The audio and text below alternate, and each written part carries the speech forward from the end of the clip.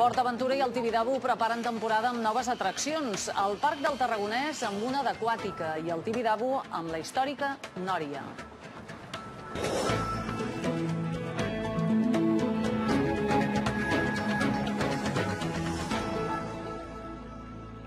El Parc del Tibidabo és un altre dels llocs que atreu molts turistes, potser més per les vistes que hi ha sobre Barcelona que per les atraccions. Ara aquest parc, que reobre dissabte que ve, recupera una Nòria després de gairebé 4 anys de no tenir-ne. La popularitat d'un parc d'atraccions també és una muntanya russa. El 2010 el Tibidabo va viure el pitjor tràngol, un accident mortal i el dictamen que la roda panoràmica també estava obsoleta i calia desmuntar-la. Ara les instal·lacions mantenen un impuls favorable.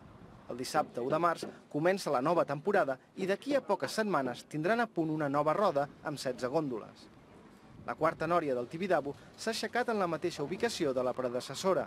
És un mirador privilegiat a 500 metres sobre Barcelona.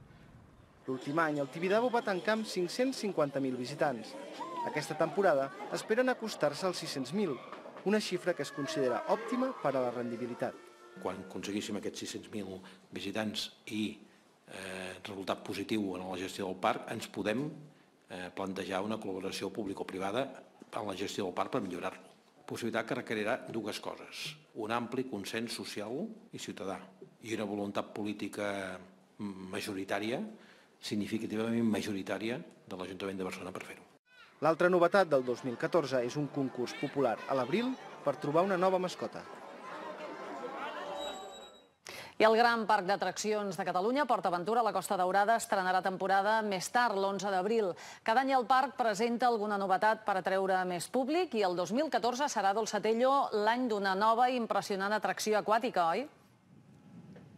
Doncs sí, serà una atracció familiar en la que els visitants formaran part d'una batalla entre barques. Les pistoles d'aigua serviran no només per remullar els contrincants, sinó també per fer punteria en els diferents elements que s'aniran trobant durant el recorregut.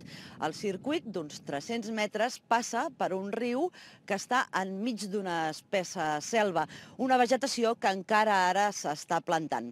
Angkor, Aventura al Regne Perdut, com es diu l'atracció, serà una atracció molt dinàmica, però apta per a tots els públics.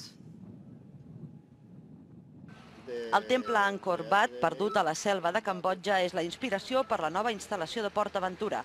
Pel riu, ara buit, hi circularan 2 línies de barques que hauran de lluitar entre elles amb pistoles d'aigua. Els visitants entraran en un recorregut que comença al temple i en una àrea amb molta vegetació. Més endavant s'arriba al poblat i per acabar s'entra en un espai més obert on la lluita s'amplia a la gent que està fora de l'atracció i que mullarà els visitants des d'aquesta plataforma. Tota l'ambientació està pensada per descobrir l'espai. I nosaltres el que volem precisament és que no es vegi tot, que sigui una sorpresa. És per això que hem fet un riu. Aquest riu té diferents escenaris o diferents parts per on passa la gent i sempre és una sorpresa. No es fa evident el que es trobarà la gent quan fa l'atracció. Llavors es busca amb aquest tipus d'atracció que hi hagi molta interactivitat. L'aventura durarà uns 10 minuts. L'atracció tindrà 14 barques amb capacitat per a 8 persones cadascuna i pot donar cabuda a 750 persones l'hora.